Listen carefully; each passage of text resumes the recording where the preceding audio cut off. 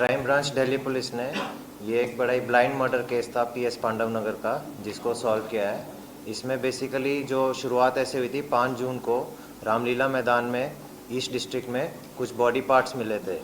उसके बाद लगातार 3 दिन तक शुरू में दो पैर, 2 थाई, फिर एक स्कल मिला एक दिन, उसके बाद एक बाजू का हिस्सा मिला।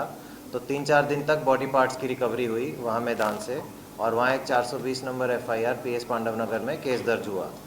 इसमें काफ़ी जद्दोजहद हुई। पहले तो ये बॉडी को आइडेंटिफाई करने की, यूआईडी भी बॉडी थी, उसमें ये आइडेंटिफाई नहीं हो पाई थी। इसी कारण इस केस में कोई ब्रेक थ्रू मिल नहीं रहा था।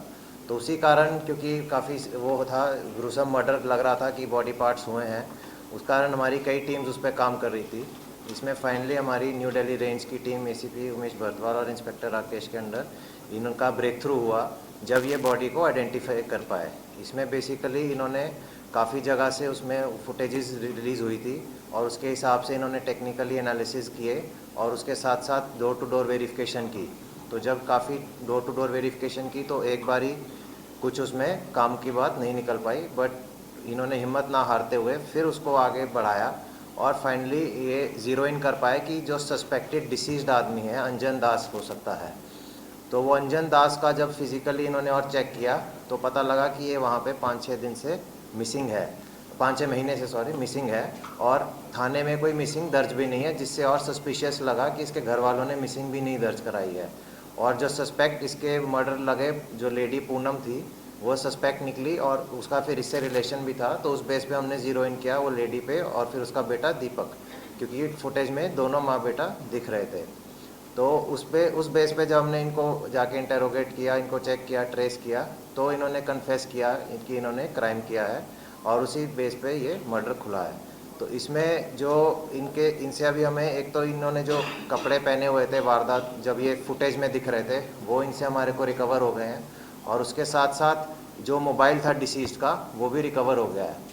इसकी इन्होंने बताया कि जो लेडी है ये पूनम, ये इसकी 2017 में उससे शादी हुई थी, 2011 से एक साथ रह रहे थे। 16 में जो इसका हस्बैंड था कल्लू, उसकी डेथ हो गई थी, तो उसके बाद इसने 2017 में उससे शादी कर ली थी। तो जो दीपक लड़का है वो कल्लू का बेटा है, और उसके साथ एक बेटी भी थी। तो दीपक की शादी हो गई थी, फिर वो अलग रहने लग गया था।